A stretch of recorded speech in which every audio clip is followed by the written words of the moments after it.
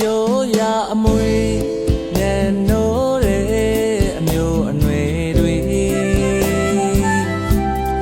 တော့တောင်းရီမြေတဘာဝဘိုးဘွားတို့အစဲအမွေခံယူဝေမြခွဲစကားသံငါဝဲအရှိတောင်စင်တွေ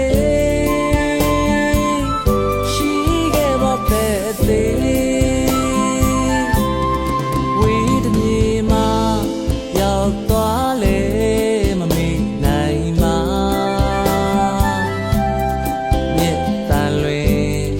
လေပဲမခါစီးစင်ဆဲအမြဲပြန်မစဲနေရဟောင်းရောက်နေမှာပဲ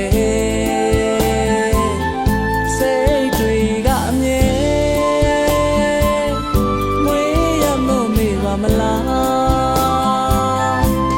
ကစားဖို့ရေတငယ်ချင်းရေလွမ်းမာတယ်အတွေ့ကိုစီဒီရွေကြလမ်းခွေခဲ့ရတနေရာစီဝါနေလေတို့တူပဲ